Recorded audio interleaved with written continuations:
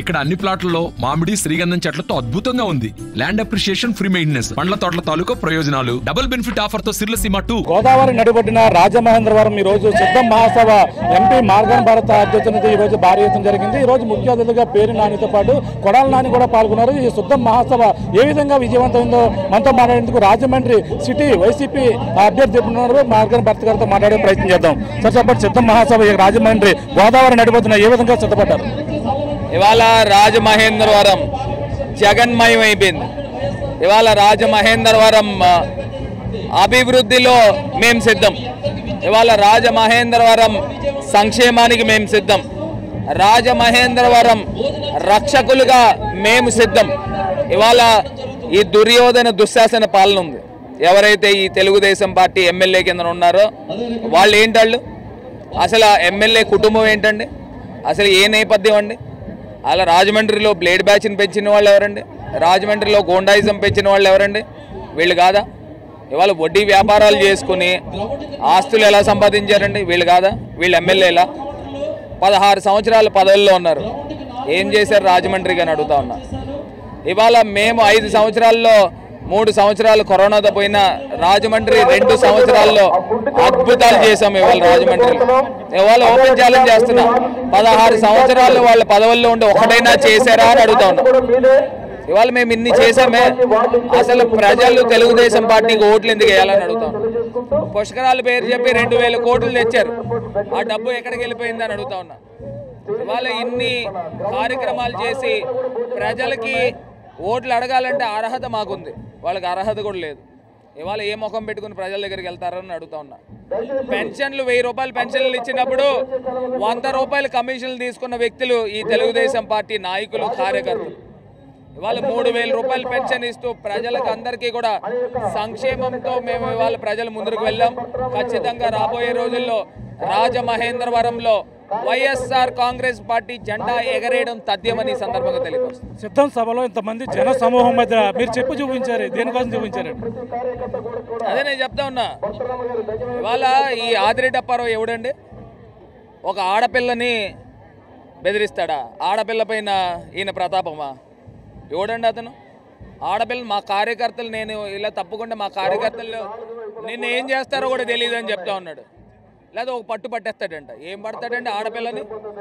అలా మాట్లాడచ్చా? యూజ్లెస్ వేలో అలా మాట్లాడచ్చా? ఇప్పుడు ఆయనకి ఒక కూతురు ఉంది కదా, ఒక ఆడపిల్లని పట్టుపట్టేస్తాడా అంటే దానికి అర్థం ఏంటి అని అడుగుతా ఉన్నా. ఇవాళ ప్రజలు బుద్ధి చెప్పాలా. ఇవాళ ఆ సోదరి కూడా మా కల్లు గీత సామాజిక వర్గానికి చెందిన సోదరి, సెట్టిబలిజే సోదరి. మరి అలా మాట్లాడచ్చా? ఆయనకి ఎంత కండకవరం ఉందండి. ఇవాళ ప్రజలు బుద్ధి చెప్పాలా, మహిళలు బుద్ధి చెప్పాలా. ఉదయం ఏం చేశాడండి? ఇవాళ షాదీఖానా దగ్గర ముస్లింలకి ఇవాళ షాదీఖానా ఇస్తూ ఉంటే దాన్ని ఇవ్వనివ్వకుండా అడ్డుకున్న వ్యక్తి ఆదిరెడ్డి అప్పారావు కాదా? ఆదిరెడ్డి అప్పారావు అనుచరులు కాదా? ఆ కిలపర్తి సీను కానీ లేకపోతే ఇంకొకటి మాలే విజయలక్ష్మి కానీ వీళ్ళంతా ఎవరండి? వాళ్ళు ఆదిరెడ్డి అప్పారావు వాళ్ళ యొక్క వర్గంలో ఉన్న కార్యకర్తలు. వాళ్ళు జనాలను వేసుకుని వచ్చి ముస్లింలకి ఇవాళ షాదీఖానా ఇస్తూ ఉంటే సుమారుగా 1500 గజాలు ఇచ్చి అక్కడే మీటింగ్లోనే ₹1 కోటి ఫండ్ రైజ్ చేశాం. మంచి కార్యక్రమం జరుగుతూ ఉంది. దాన్ని కూడా అడ్డుకున్న వ్యక్తి ఈ అప్పారావు ముస్లింల యొక్క ద్రోహి అని కూడా నేను ఈ సందర్భంగా తెలియపరుస్తున్నాను. అంటే ప్రధానంగా ఈనాడులో చూసుకుంటే ఇవాళ 370 కోట్లు సచివాలయం తాకట్టు పెట్టారని ఓ ప్రధాన శీర్షిక రాడింది. దాన్ని చంద్రబాబు కూడా కామెంట్ చేసిన పరిస్థితి, లోకేష్ కూడా. దాన్ని ఎలా చూడాలండి? అండ్ నేను ఒకటి చెప్తున్నానండి, గవర్నెన్స్లో భాగంగా అన్నీ జరుగుతూ ఉంటాయి. ఏ సచివాలయం తాకట్టు పెట్టారో నాకే తెలియదు.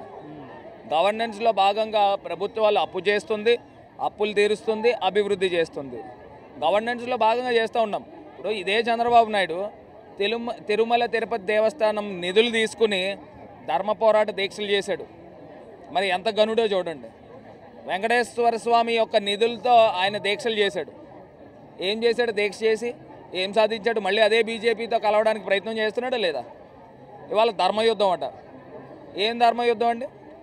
తండ్రి కొడుకులు ఇద్దరు కూడా, ఒకడేమో ధృతరాష్ట్రుడు, ఇంకోడేమో దుర్యోధనుడు, ఈ దత్తపుత్రుడేమో దుశ్శాసనుడిలా ఉన్నది. పవన్ కళ్యాణ్ గోదావరి జిల్లాలోనే పోటీ చేస్తానన్నారు. పోటీ చేస్తే ఏ విధంగా ముందుంటారు? పవన్ కళ్యాణ్ పోటీ చేస్తే ఏ విధంగా ఓడిస్తారు? చేయనివ్వనండి. ఇప్పుడు నేను అదే చెప్తా ఉన్నా, రాజమండ్రికి వచ్చే పోటీ చేయమని అడుగుతా ఉన్నా. మీరు ఎవరైనా కానీ లోకేష్ అయినా వచ్చి పోటీ చేయమని అడుగుతా ఉన్నా. ఎవరైనా వచ్చి పోటీ చేయండి, మేము సిద్ధం. ఎవరిని తీసుకొస్తారో తీసుకురండి, ఎక్కడి నుంచి తీసుకొస్తారో తీసుకురండి, నేను సిద్ధం. రాజమండ్రిలో ఇక్కడ ప్రజల్ని గెలిపించడానికి నేను సిద్ధం. రాజమండ్రిలో ప్రజల యొక్క అభివృద్ధి చేయడానికి నేను సిద్ధం. ఊరిని మార్చడానికి నేను సిద్ధం. ఇవాళ రాజమహేంద్రవరం రూపురేఖలు మారుస్తున్నాం, ముఖ చిత్రం మారుస్తున్నాం.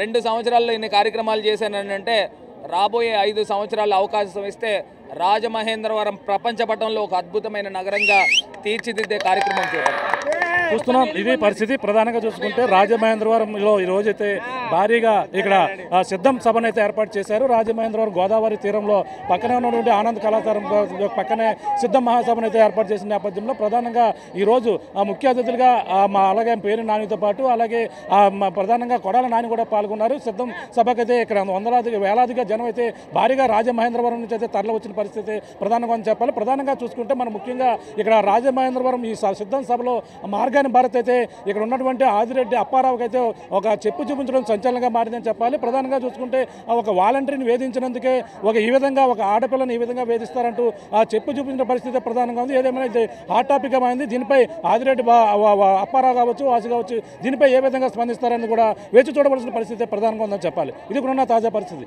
బాలుతో ప్రకాష్, RTV రాజమండ్రి నుంచి. మరిన్ని వీడియోస్ కోసం ఛానల్ ని సబ్స్క్రైబ్ చేయండి. లేటెస్ట్ అప్డేట్స్ కోసం వాట్సాప్ ఛానల్ ని ఫాలో చేయండి. అండ్ లింక్ డిస్క్రిప్షన్ లో ఉంది.